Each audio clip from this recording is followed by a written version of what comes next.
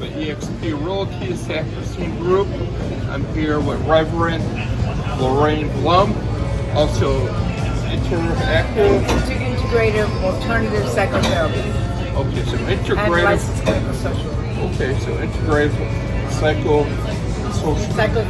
psychotherapist, social worker, Yeah, it's Reiki healer. Yeah, it's Wow, you wear many hats, young lady. well, I love learning, so I keep going. I get every degree, every certificate I can get, just to have freedom, really, because that way nobody can say, "Oh, do you have a license to do this? Did you go to school?" You know, I've had that happen, so I can answer honestly, yes, Eyes on camera. So, smile. So, how did you get your start, young lady? Well, actually, it was a very late start. In fact, I was probably the latest one in my family. Everybody seemed to be doing everything except me. And then, I don't know, I just sort of like got touched one day, and I didn't have a high school diploma. I was an entrepreneur. I was making good money, but I wanted to go to school. I always loved learning. You know, I actually quit school because it was dangerous. I was a dangerous neighborhood. I had to go around a puddle of blood one time in class, and that was enough for me. So after that, I just decided I would make money, and that would be the end of it. And I did. I made a lot of money, but then I really wanted to go back. I wanted to learn. I wanted to have the degrees. I wanted to have all that freedom to be able to tell people so that they wouldn't be able to say, "We have." And then I got very interested, little by little, in really helping people. And I went sort of away from the entrepreneur type part, more toward the healing part. And I started getting very interested in everything I could get interested in that really could be helpful in healing. And so that's all the ologies: sociology, psychology, astrology, theology. I just got really So the humanities, in other words, you pretty much covered up broad spectrum of the humanities. Right. And, now, what's your why? What motivates you? What drives you? Gets you up in the morning? And what's your why? Okay, so when I get up in the morning, the first thing I do is thank God for everything. And I've been very blessed. I think they call us people that have blind faith. I've known God. I think I've known God before I knew my parents, really. Because I can remember a time, and I know this sounds crazy, but I can remember a time when I was laying in the carriage and couldn't sit up. If I couldn't sit up, I think I had to be under 3 months old. I forget how old you have to sit up. Anyway, and I saw a shadow of the sun on my blanket, and I wondered what was going on because it was moving so slowly across my blanket. I noticed it was over here, now it was over there.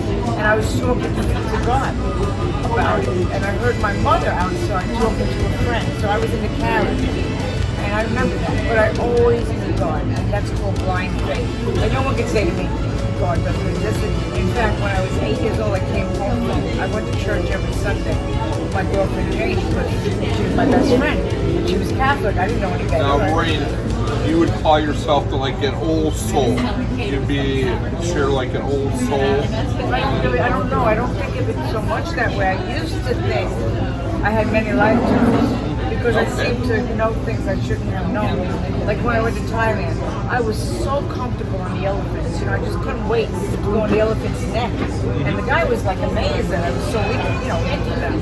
But I really wasn't afraid of them at all. I even went to a park where you lay underneath the elephant, they put their foot like this because I just felt so comfortable with them. And when I went to Thailand, I was only going to stay a week, but I stayed over a month. I couldn't leave. I just loved it. So I started thinking maybe I was born before, and I was born before. Well, that's an old soul, young lady. Yeah, maybe. Yeah, maybe that's because what there's so they call many you. things like that. You know, I traveled a lot, all over the world, and I would feel things sometimes in different places, even in America. I wrote an article once about a girl that lived in a small town. I have 8 books out. So I wrote this article, and when I got to the town, it's one of the oldest towns the oldest town in America. When I got St. Augustine, and when I got outside to the town, I looked. I said, "Oh my goodness, this is where the girl lived." In my article, right in that apartment up there, it was amazing.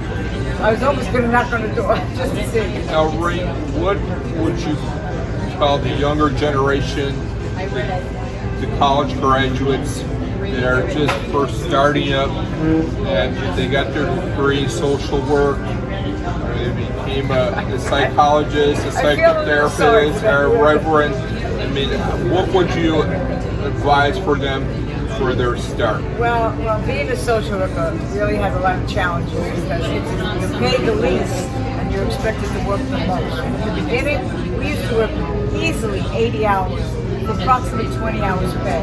I mean, teachers were making double, nurses made triple. We were on the bottom. I could never understand why they had a teacher's day and not a social work day.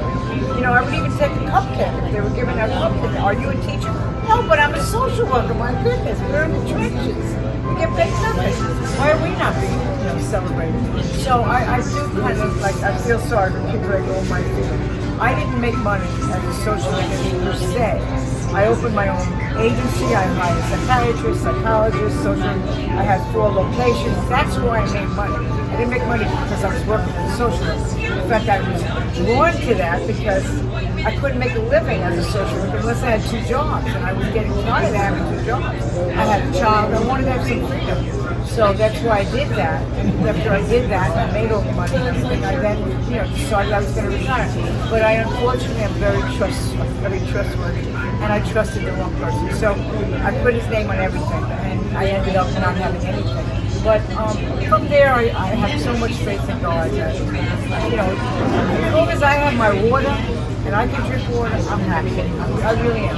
Now, what do you love about this area, South Florida, Boca Raton, Delray Beach? To live in South Florida. I mean, in the beginning when I had all that money, I lived in Broken Salmon. I lived like a queen. It was a mansion. But I live in a small place now, and it's not in any great community. We don't even have a beach. And there's a beautiful lake in the back with ducks. And I am thrilled to see the ducks.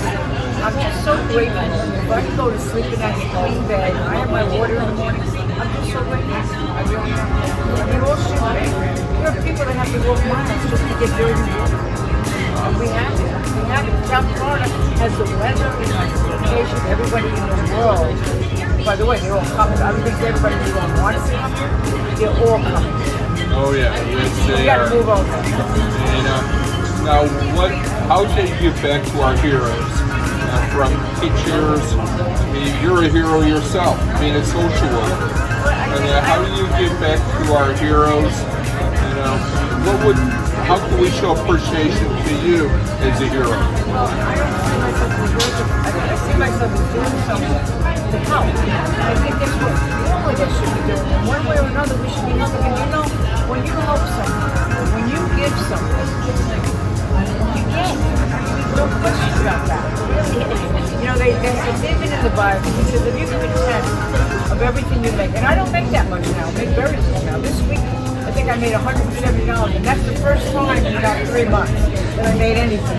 And I immediately gave $17 here at TBN. I wasn't going to any church at the time or synagogue. I would have given it there, but so they did the TBN meeting. So it helps. It really helps. So when you give out, you always give back. You always give back. So it's so simple, and yet people don't realize it. Sarah, Lorraine, how is it that people can contact you, they can reach out to you? How is it our audience can contact you?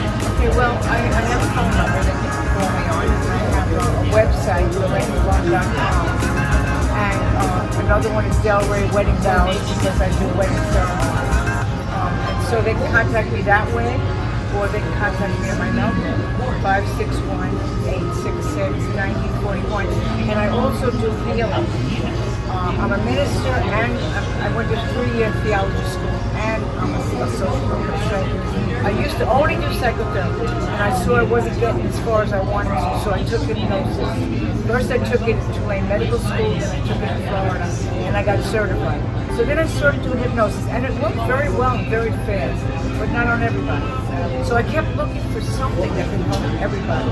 And I started going into the energy field, energy modalities. Like first I became a Reiki master. In fact, I learned that in seminars about it the first time. And then I went into matrix energetics, body talk, EFT, TFT. And so what I do is if somebody comes to me in pain, they leave without pain.